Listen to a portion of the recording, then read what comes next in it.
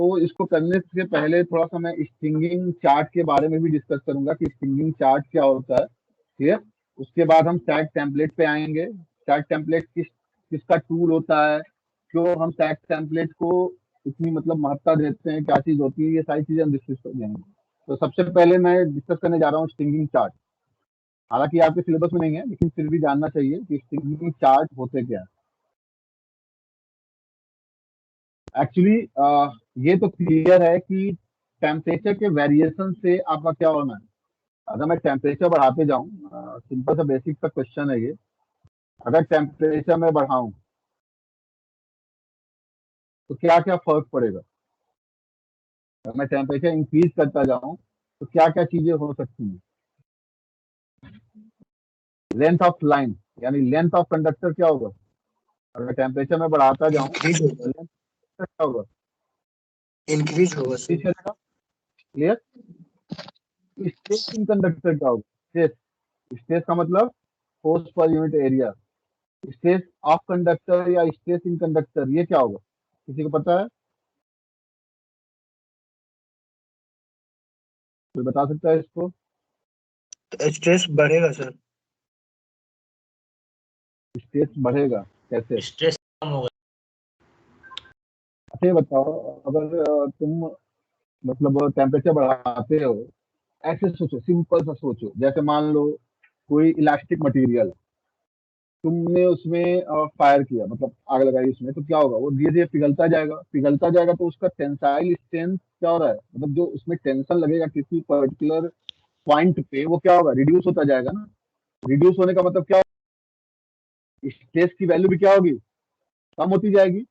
Sir clear. Stress of reduce हुई है conductor sir. का मतलब ये हो गया कि आप अगर टेम्परेचर बढ़ाते जा रहे हैं तो tension at any point of conductor, at any point of conductor, obvious सी बात है, इलास्टिक नेचर में है ही, क्योंकि लेंथ ऑफ कंडक्टर बढ़ रहा है, तो लेंथ ऑफ कंडक्टर बढ़ने का मतलब ये हो गया कि आपका जो टेंशन है वो रिड्यूस होना ही होना। क्लियर। क्योंकि आपने बचपन में यानी इंटरमीडिएट में एक चीज पढ़ रखा होगा, stress is directly proportional to strain, पढ़ रखा है, ये पढ़ रखा है कि नहीं पढ़ रखा है। Hello. Yes young sir. Modulus, young modulus पढ़ रखा है ना।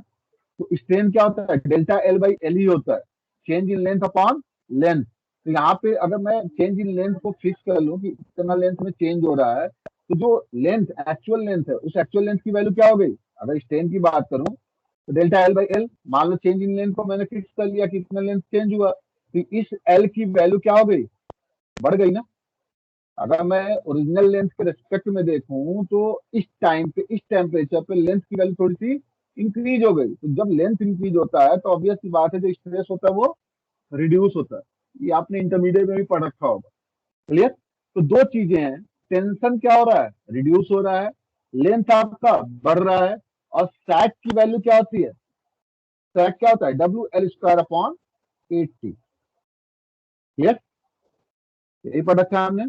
मतलब अगर सेम सपोर्ट लेवल का हम एज्यूम करके चल रहे हैं तो डब्ल्यू 80, और जो एल होता है स्पैन लेंथ, अगर मैंने उसका भी फॉर्मूला तुमको डिराइव कराया था तो क्या आया था, ये मतलब कंडक्टर का जो लेंथ आया था, कंडक्टर का लेंथ अगर मैंने निकाला था तो कंडक्टर की लेंथ की वैल्यू क्या आई थी, capital L equal to small L plus W square L Q upon 24 T square, यही चीज आई थी। क्लियर। तो यहाँ पे एक तरह से क्या हो रहा है कि लेंथ ऑफ कंडक्टर बढ़ने का मतलब ही हो गया कि स्पैन लेंथ भी इंक्रीज करेगा। क्लियर। तो यहाँ पे सिंपल ये समझो कि कंडक्टर का अगर आपका लेंथ मतलब कंडक्टर का लेंथ एक तरह से इंक्रीज हो रहा है। क्लियर। ठीक है। तो कंडक्टर का लेंथ अगर इंक्रीज हो रहा है तो एक तरह से एल अप्रोक्सीमेटली, ये अप्रोक्सीमेटेड रिजल्ट होता है जब हम स्पैन लेंथ को कवर करके सारी चीजें करते हैं। ठीक है। तो कंडक्टर के लेंथ के बढ़ने की वजह से इस एल के इफेक्टिव वैल्यू में भी थोड़ा सा चेंज आता ही आता है। ये हालांकि ये चेंज आपको विजिबल नहीं होगा क्योंकि टावर टावर का जो डिस्टेंस है वो तो फिक्स ही रहेगा ना। टावर का डिस्टेंस क्या रहेगा, फिक्स ही रहेगा, यानी ये एल एक तरह से ऑलमोस्ट आपके लिए कांस्टेंट है, यानी स्पैन लेंथ एक तरह से कांस्टेंट है, यानी सैग एक तरह से किस पे डिपेंडेंट हो गया, केवल और केवल टेंशन पे यानी स्ट्रेस पे। क्लियर। अदरवाइज हम लेंथ ऑफ कंडक्टर देखें तो लेंथ ऑफ कंडक्टर चेंज हो रहा है, ऐसा नहीं है नहीं चेंज हो रहा। क्लियर। तो होता क्या है, जो हम स्पैन देते हैं कि मतलब हमें स्पैन कितना रखना है दो टावर के बीच में, हमें क्या चीज करना है कि ताकि हम ऑप्टिमम क्लियरेंस रख सकें, ताकि ग्राउंड से प्रॉपर क्लियरेंस हो सके, इतना भी सैग ना हो जाए टेम्परेचर ज्यादा होने पे। कभी कभी क्या होता है कि मान लो हमने मतलब जाड़े के दिनों में जाके एग्जामिन किया, सब कुछ किया, अपने कंडक्टर के बारे में भी एग्जामिन किया, हमें ये पता चला कि चलो हमारा सैग इतने तक आएगा। लेकिन अगर मान लो कि बहुत ज्यादा हाई टेम्परेचर हो जाए, अगर -5 डिग्री सेल्सियस से हमने पूरी एग्जामिन कर ली और अब टेम्परेचर मेरा 45 डिग्री सेल्सियस हो जाए, तो ऑब्वियस सी बात है कि लेंथ ऑफ कंडक्टर क्या हो गया, लेंथ ऑफ कंडक्टर में एब्रप्टली चेंज आएगा। जब एब्रप्टली चेंज आएगा लेंथ ऑफ कंडक्टर में, तो सैग की वैल्यू क्या होगी, सैग की वैल्यू क्या हो जाएगी। देखो यहाँ पे लेंथ ऑफ कंडक्टर आपका बढ़ा, जब आपने टेम्परेचर को इंक्रीज किया तो लेंथ ऑफ कंडक्टर क्या हो गया, capital L. Clear. Capital is the length of conductor, length of conductor बढ़ा। लेंथ ऑफ कंडक्टर बढ़ने का मतलब क्या हो गया, जब आपका टेंशन था वो रिड्यूस हुआ, तो जब आपका टेंशन रिड्यूस हुआ तो सैग डी की वैल्यू जो होती है वो क्या हो जाएगी, इंक्रीज कर जाएगी। तो यही होता है स्ट्रिंगिंग चार्ट। हम ऐसा चार्ट ड्रॉ करते हैं कि हम अपने तरफ से कुछ ऐसा प्रोवाइड कर सकें कि किसी भी मौसम के लिए आपका जो क्लियरेंस है वो मेंटेन रहे। ऐसा ना हो कि जाड़े में आपने डिजाइन किया, गर्मी आ रही है, आपका टेम्परेचर बढ़ रहा है, तो सैग इतना ज्यादा हो जाए कि ग्राउंड का क्लियरेंस रह ही ना पाए और ग्राउंड और कंडक्टर के बीच में शॉर्ट सर्किटिंग हो जाए। तो उसी के लिए स्ट्रिंगिंग चार्ट दिया गया है। क्लियर। ठीक है। हेलो, ऑडिबल हूं ना मैं बच्चों। Yes, sir. तो आप क्या लिख सकते हैं स्ट्रिंगिंग चार्ट के लिए, हेल्पफुल, किस चीज के लिए हेल्पफुल है, इन प्रोवाइडिंग, ऑब्वियस सी बात है टेंशन और सैग, दो चीजें ये प्रोवाइड करने के लिए हेल्पफुल है, sag and tension at any temperature, किसी भी टेम्परेचर पे, एट एनी टेम्परेचर। क्लियर। और क्या चीज होगा, मतलब किसी भी टेम्परेचर पे आप स्ट्रिंगिंग चार्ट के हेल्प से सैग एंड टेंशन को देख सकते हैं, कैलकुलेट कर सकते हैं। ठीक है। बेसिकली ये क्या है, basically basically it is a curve of sag and tension with respect to temperature.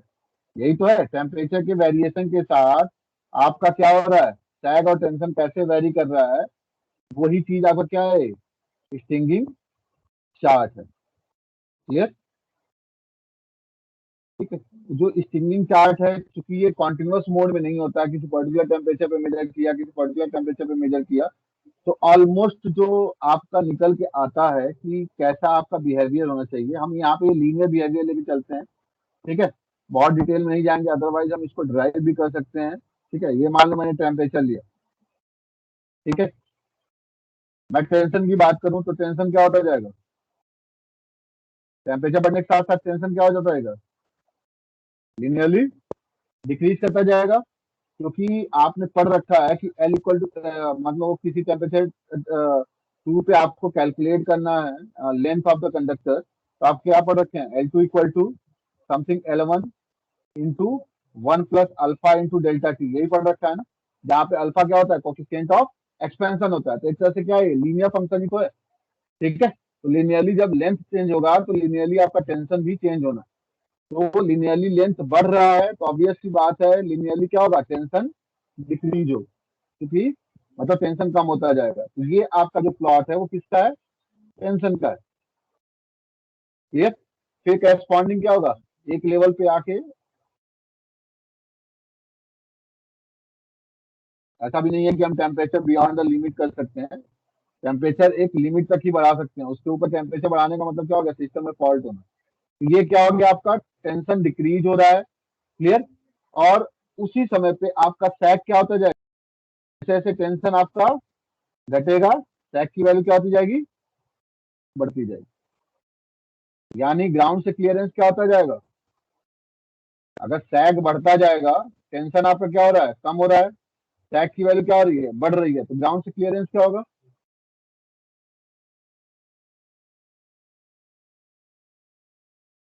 बच्चों?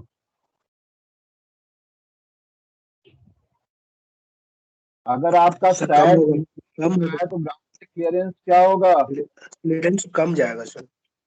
कम होता जाएगा। ऑब्वियस सी बात है कि क्लियरेंस कम होता जाएगा। तो यही आपका स्ट्रिंगिंग चार्ट होता है, और कुछ नहीं है ये। ठीक है, नेक्स्ट टॉपिक की तरफ बढ़ते हैं, सैग टेम्पलेट की तरफ, जो आपके सिलेबस में मेंशन्ड है।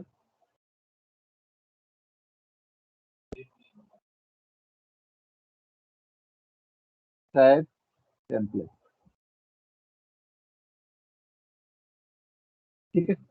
सैग टेम्पलेट क्या होता है ना, कि आप जब इंडस्ट्री वगैरह में जाओगे ना, तो आपको जो आपका कर्व होता है, ठीक है, अ, ये कर्व होता है कि टावर का जो लोकेशन होगा या जो टावर का पोजीशन होगा, उसको यूज करने में किया जाता है।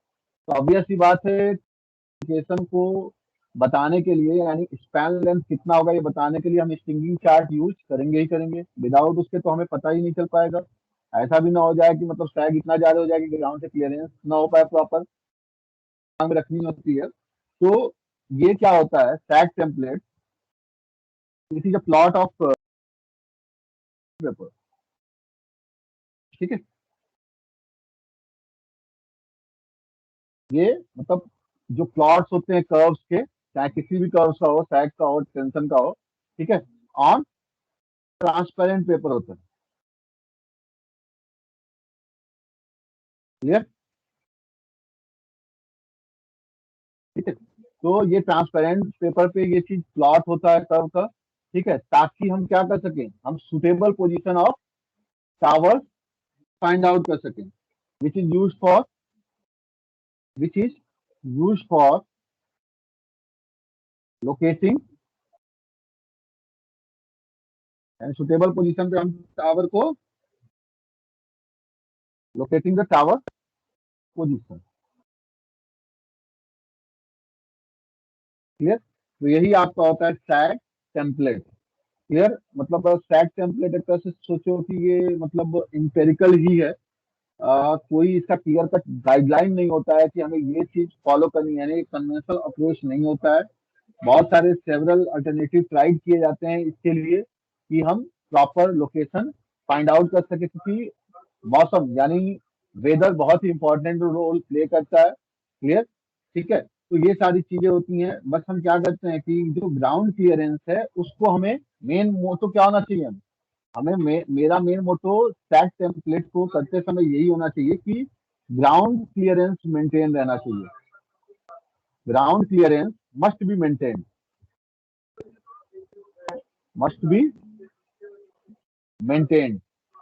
और ऑब्वियस सी बात है कि मतलब जो लाइन होता है वो कई सारे वोल्टेज लेवल का होता है ना, 400 वोल्ट की लाइन डिस्ट्रीब्यूशन लेवल पे होती है। अगर हम बात करें ट्रांसमिशन लेवल पे तो किलो वोल्ट मेगा वोल्ट में भी लाइन जाती है। तो हमें क्या करना है, ग्राउंड क्लियरेंस को मेंटेन रखना है, और ये क्या होगा, वेरीज करेगा। ऑब्वियस सी बात है, डिफरेंट लेवल के लिए क्या होगा, ये वेरीज करेगा। तो डिफरेंट वोल्टेज लेवल के लिए varies with specific voltage level. Obvious सी बात है कि जो आपका स्पेसिफिक वोल्टेज लेवल है, उस ट्रांसमिशन लाइन को डिजाइन करने के लिए उसके बेसिस पे देखना होता है कि ग्राउंड क्लियरेंस प्रॉपर मेंटेन है कि नहीं है, और उसी को बताने के लिए हम सैग टेम्पलेट का यूज करते हैं। क्लियर, और हमें ये भी ध्यान देना होता है कि जो कंडक्टर्स होते हैं, कंडक्टर के बीच में स्पेसिंग हमें क्या रखनी है। क्लियर, तो एक फॉर्मूला होता है उसके लिए कि एल्युमिनियम कंडक्टर जो होते हैं, जो आपने ACSR यूज किया हुआ है, क्लियर, तो आपको स्पेसिंग कितनी रखनी है, यानी स्पेसिंग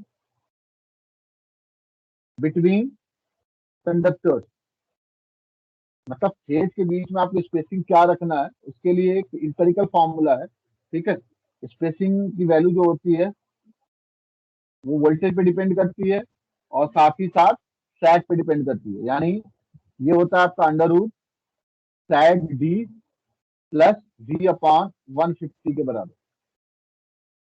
क्लियर, ठीक है। और ये मीटर में आता है कि इतने मीटर की हमें स्पेसिंग भी मेंटेन रखनी है, क्योंकि विंड है, विंड की वजह से ऐसा भी हो सकता है कि कंडक्टर एक दूसरे से शॉर्ट सर्किटिंग हो जाए, चाहे कुछ भी हो जाए। तो ये चीज प्रॉपर एक डिजाइनिंग पर्पज के लिए सारी चीजें यूज करते हैं हम लोग। तो मेरे ख्याल से आपको क्लियर हुआ होगा कि स्टैक टेम्पलेट स्ट्रिंगिंग चार्ट का रोल क्या है for design consideration of a transmission line. Clear. अब हम नेक्स्ट टॉपिक की तरफ बढ़ते हैं। नेक्स्ट टॉपिक है हमारा conductor vibration and vibration damper.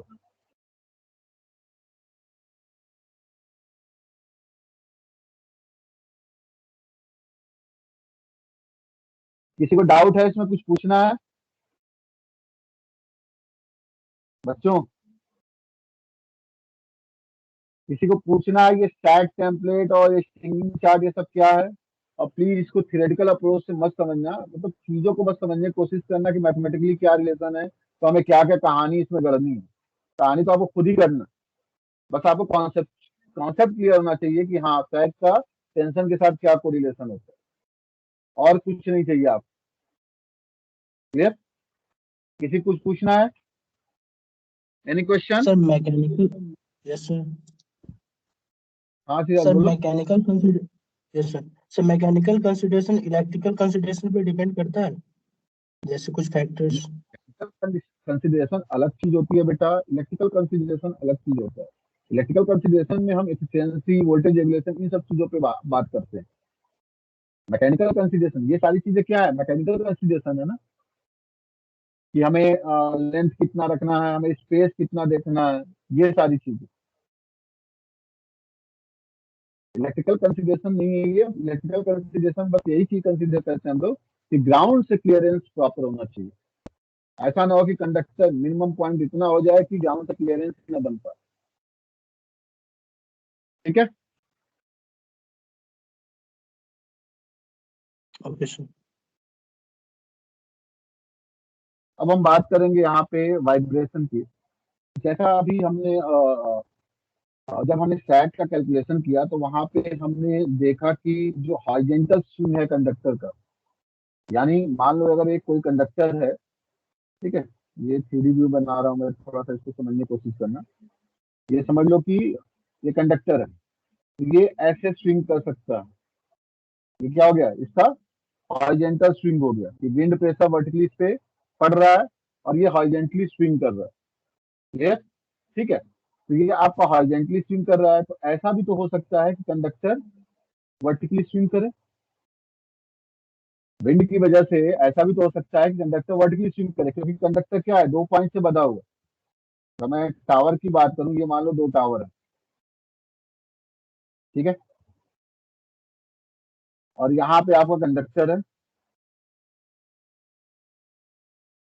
एक तो ऐसा हो गया कि ये स्विंग करेगा कैसे, जब इस पे एक विंड प्रेशर ऐसे आके पुट होगा तो ये हॉरिजॉन्टली स्विंग करेगा। दो पॉइंट पे कोई चीज बची हुई है, मान लो जैसे हम रस्सी कूदते हैं, तो अगर हम उसको थोड़ा सा दोनों तरफ से खींचते हैं तो हल्का सा एक वाइब्रेशन डेवलप होता है। क्लियर। अगर आप रस्सी को अचानक झटके से खींचो दोनों तरफ से, दो दो छोर से वो बंधा हुआ है, तो क्या होगा, उसमें वाइब्रेशन क्रिएट होगा। ये कब होता है? ये वाइब्रेशन कैसे फील होता है? ये वर्टिकली, यानी आपके कंडक्टर में एक तरह से वर्टिकल मूवमेंट हुआ। क्लियर। तो यही क्या होता है कि ये वाइब्रेशन होता है। तो ये वाइब्रेशन कंडक्टर फील करता है। क्लियर। तो ओवरहेड कंडक्टर जो होता है विंड के प्रेशर की वजह से, wind pressure due to wind pressure, एक तो हॉरिजॉन्टल है, उसका इफेक्ट तो हमने देख लिया, इफेक्ट ऑफ विंड लोडिंग। तो ड्यू टू विंड प्रेशर, अगर विंड का कोई प्रेशर है तो उसकी वजह से आपका क्या होगा, जो ओवरहेड कंडक्टर्स हैं वो क्या करेंगे, वो फील करेंगे, वो एक्सपीरियंस करेंगे vibration in the vertical plane, यानी इस प्लेन में आपका मूवमेंट वो फील करेंगे, इस प्लेन में। क्लियर। यानी आप ये कह सकते हो का जो ओवरहेड कंडक्टर है, ओवरहेड कंडक्टर एक्सपीरियंस या feels the vibration in vertical axis. Clear. ठीक है, वाइब्रेशन इन वर्टिकल एक्सिस या वर्टिकल प्लेन भी कह सकते हैं, वर्टिकल प्लेन। क्लियर है चीज सबको? मेरी बात समझ में आ गई है सबको? वाइब्रेशन एंड विंड लोडिंग दोनों में डिफरेंस है, ये चीज ध्यान रखना।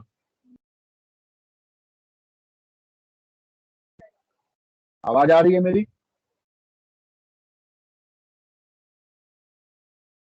आवाज आ रही है Shruti? Yes sir. Yes, sir. थोड़ा सा रिस्पॉन्स किया करो। मैं ये कह रहा हूँ कि विंड लोडिंग जो होता है वो हॉरिजेंटल मूवमेंट के लिए होता है कंडक्टर पे। क्लियर? और आपका जो विंड प्रेशर की वजह से वर्टिकल प्लेन में जो मूवमेंट होता है वो क्या होता है? वाइब्रेशन। जैसा मैंने बताया आपको कि दो छोर से कोई रस्सी पकड़ ले और दोनों ओर से झटका दे तो क्या होता है? वाइब्रेट करता है। एक वेव की तरह वो रस्सी फील होती है, तो वो वाइब्रेशन है। क्लियर? तो दोनों अलग अलग चीजें हैं, दोनों को कोरिलेट करने की कोशिश मत करिएगा आप। तो विंड प्रेशर की वजह से आपको वर्टिकल प्लेन में क्या हो रहा है? वाइब्रेशन मिल रहा है। क्लियर? ये जो वाइब्रेशन है, ये जो आपको वाइब्रेशन फील हो रहा है, इस वाइब्रेशन को हम दो पार्ट में ब्रेक करते हैं।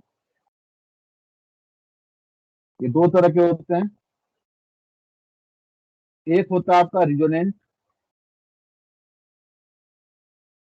और एलियान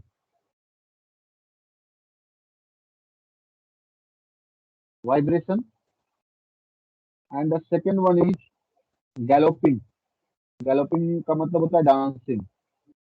गैलोपिंग और डांसिंग वाइब्रेशन, ये दो तरह के वाइब्रेशन कंडक्टर फील कर सकते हैं। क्लियर? ठीक है। तो रिजोनेंट या एलियान वाइब्रेशन क्या होता है कि रिजोनेंट कंडीशन का मतलब ये हो गया कि एक समझ समझ लो, डांसिंग का मतलब ये हो गया कि कॉन्टिन्यूसली वो मूवमेंट में रहना।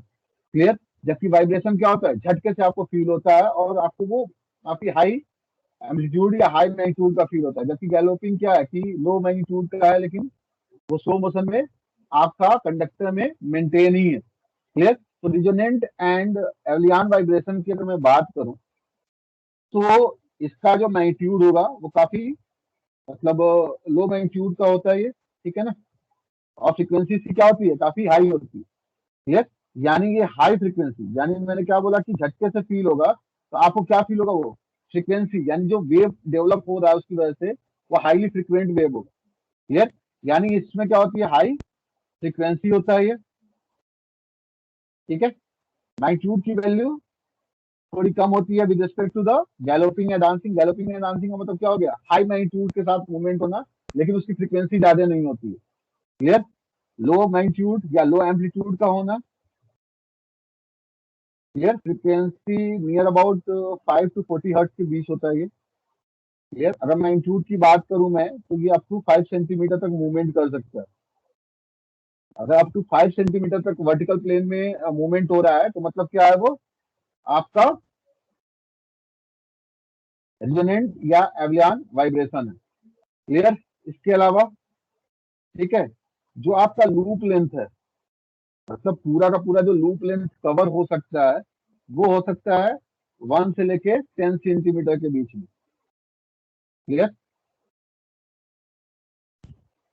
1 to 10 सेंटीमीटर, ऑब्वियस सी बात है कि ये लूप लेंथ हो जाएगा इसका। ठीक है? तो जैसा मैंने बताया ये किसकी वजह से हो रहा है?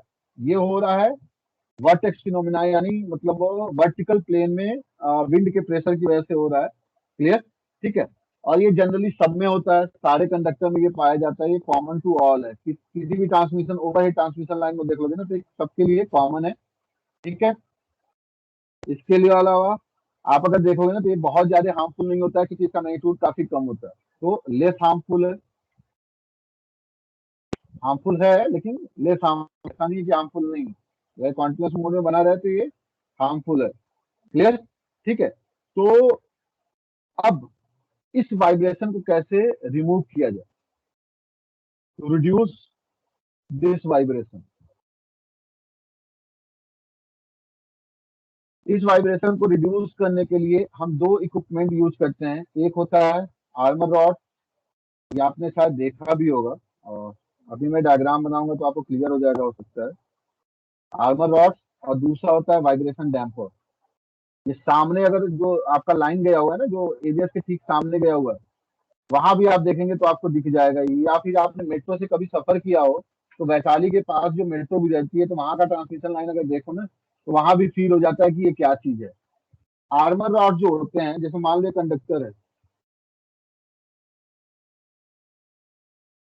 ये कंडक्टर है, तो आर्मर रॉड अगर तुम ध्यान दोगे ना इस कंडक्टर के दोनों छोर पे, यानी दोनों छोर का मतलब कि दोनों टावर के सिरों पे आपको है कि ये एक सर्कुलर शेप में कुछ इस कंडक्टर के साथ टाइटली अटैच्ड है। इस टावर है मान लो, क्लियर, इस टावर के साथ ये टाइटली अटैच्ड है, इसी को हम बोलते हैं आर्मर रॉड। क्लियर। इसका काम क्या होता है ना, इसका काम ये होता है कि ये जो वाइब्रेशन एनर्जी होते हैं इसको ये एब्जॉर्ब करते हैं। जो आपका आर्मर रॉड का वाइब्रेशन डैम्पर है, it absorb the vibration energy. जो आपका वाइब्रेशन एनर्जी है इसको ये एब्जॉर्ब करता है। क्लियर। एब्जॉर्ब करने का मतलब ये हो गया उस वाइब्रेशन एनर्जी को किसी और फॉर्म की एनर्जी में ये कन्वर्ट कर देता है। और ये तभी पॉसिबल है, किस वजह से पॉसिबल है, जब ये वाइब्रेशन होगा तो ये कांटेक्ट में है तो इनकी वजह से इनहेरेंट फ्रिक्शन फोर्स लगेगा। तो वो जो फ्रिक्शनल फोर्स है वो क्या हो रहा है, ये अपोज करेगा मोशन को अपोज करने का मतलब क्या हो गया, इस वाइब्रेशन एनर्जी को वो फ्रिक्शनल एनर्जी में कन्वर्ट कर दिया। क्लियर। तो ऐसे आर्मर रॉड्स और वाइब्रेशन डैम्पर काम करते हैं। क्लियर। वो वाइब्रेशन एनर्जी को एब्जॉर्ब करते हैं बाय सम इनहेरेंट, या आपका जो फ्रिक्शन होता है इसको हिस्टैरिसीस भी बोलते हैं, हिस्टैरिसीस और इनहेरेंट फ्रिक्शन। इनहेरेंट या इंटरस्टैंड जो आपका टाइटली बाउंड है, इंटरस्टैंड फ्रिक्शन ऑफ डैम्पर, जो आपका फ्रिक्शन ऑफ डैम्पर, जो भी आपने डैम्पर यूज किया है, चाहे वो आर्मर रॉड हो चाहे वाइब्रेशन डैम्पर हो, तो उनके फ्रिक्शनल फोर्स की वजह से उस वाइब्रेशन एनर्जी को वो कन्वर्ट करता है फ्रिक्शनल एनर्जी में, जिसकी वजह से उस वाइब्रेशन के मूवमेंट में आपकी कमी आ जाती है और आपका वाइब्रेशन होता ही नहीं। तो ये तो हो गया आर्मर रॉड। आपने देखा होगा वाइब्रेशन डैम्पर, तो वाइब्रेशन डैम्पर मैं बताता हूँ कैसा होता है। ये भी आपने देखा होगा, शाम जब आओगे आप लोग कॉलेज कैंपस में तो आप ध्यान देना कंडक्टर पे जब ध्यान दोगे आप लोग तो आप देखोगे कि यहाँ पे दोनों सिरों पे होता है, दो टावर के बीच में, दोनों टावर के पास, यानी यहाँ पे अगर टावर है तो यहाँ पे तुम देखोगे कुछ ऐसे कंस्ट्रक्शन होता है। ये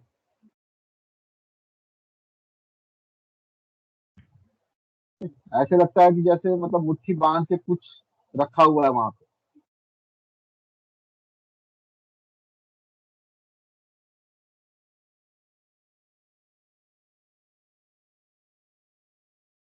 ये किसी ने देखा है तो अभी गौर किया है, टावर के पास कुछ ऐसा लगा होता है, किसी ने गौर किया है कभी भी कि कंडक्टर के साथ सीधे ये इक्विपमेंट, ये इसको हम वाइब्रेशन डैम्पर बोलते हैं, ये लगा होता है, किसी ने गौर किया है?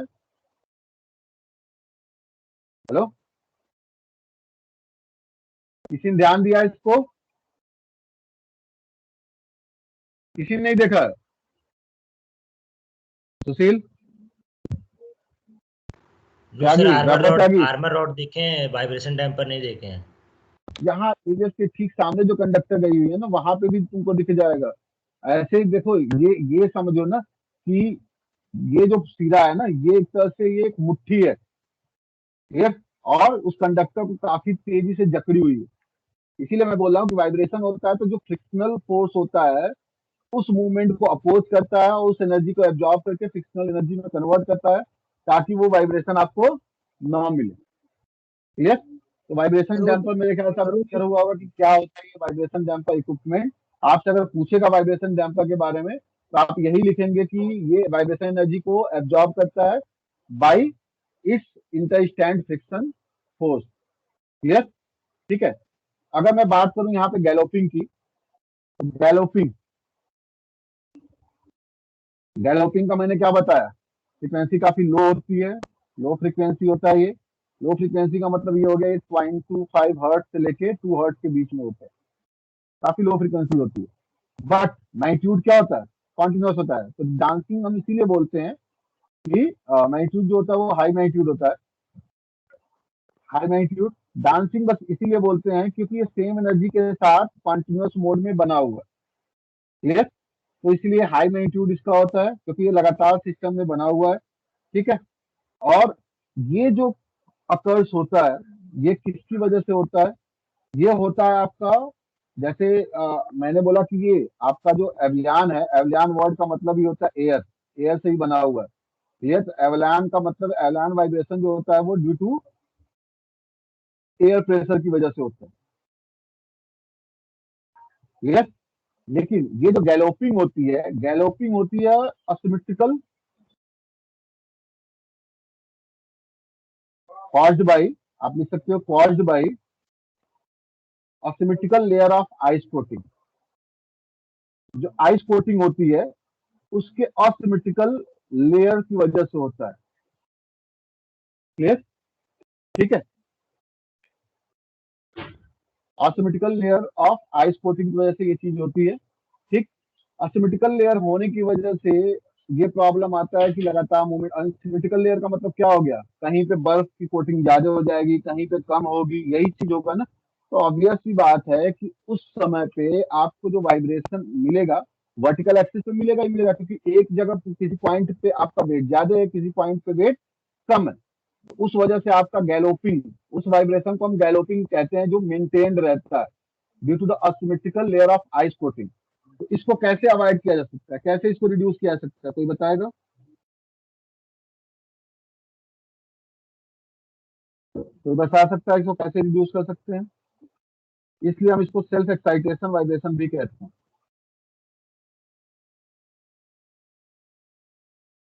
कैसे रिड्यूस कर सकते हैं?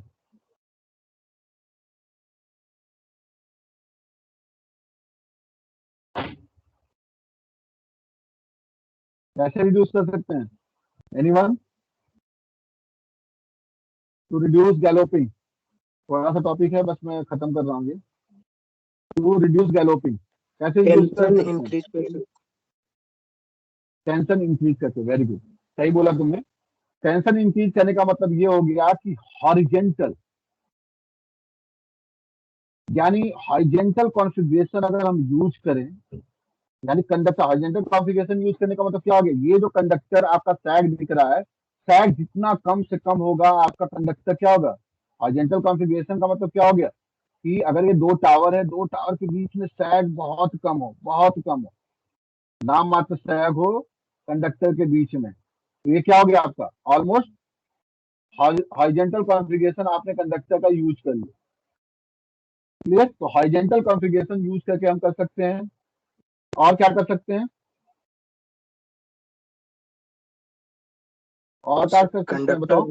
कंडक्टर रिगिड हो, इंसुलेटर रिगिड कंडक्टर हो, सॉरी इंसुलेटर रिगिड हो गया। की बात आएगी नहीं। देखो यहाँ पे आइस कोटिंग हो रही है ना, तो हम कुछ ऐसा करें कि आइस कोटिंग कम से कम हो। तो अगर हम सर्कुलर कॉन्फ़िगरेशन यूज करते हैं, सर्कुलर, मोर सर्कुलर, अगर मैं बात बोलूं तो मोर सर्कुलर कॉन्फ़िगरेशन यूज करें कंडक्टर का, तो भी क्या हो सकता है, तो भी क्या हो सकता है, जो आइस की कोटिंग होगी वो क्या होगी, कम होगी। लेकिन स्टैंडर्ड कंडक्टर के केस में क्या होगा, in case of standard conductor, in standard conductor तो ऐसा पॉसिबल है नहीं कि आप क्या करो, स्टैंडर्ड कंडक्टर केस में तो ऐसा चीज है नहीं कि मतलब आप प्योर सर्कुलर शेप ले लोगे, क्योंकि वहां पे क्या हो गया, मतलब असिमेट्रिकल आपका क्रॉस सेक्शनल एरिया, मतलब एरिया होता है, क्योंकि वहां पे एजेज होते हैं। तो इन स्टैंडर्ड कंडक्टर अगर हम पीवीसी से कोटिंग कर दें, if it is coated by PVC material, अगर पीवीसी मटेरियल से हम कंडक्टर को कोटेड कर दें तो क्या हो जाएगा आपका, मोस्ट सर्कुलर कॉन्फ़िगरेशन मिल जाएगा। जब मोस्ट सर्कुलर कॉन्फ़िगरेशन मिल जाएगा तो ऑब्वियस बात है कि आइस की जो कोटिंग होगी वो भी क्या होगी, कम से कम होगी, क्योंकि पीवीसी खुद में ही ऐसा मटेरियल है कि वो आइस को, क्योंकि उसका सतह क्या होता है, चिकना सतह होता है, तो आइस की कोटिंग उतनी प्रॉपर नहीं हो पाएगी। क्लियर? तो मोस्ट सर्कुलर कॉन्फ़िगरेशन आपको मिल जाएगा, इसकी वजह से आप गैलोपिंग को रिड्यूस कर सकते हैं। तो मेरे ख्याल से आपको क्लियर हुआ होगा क्या है ये चीज। ठीक है।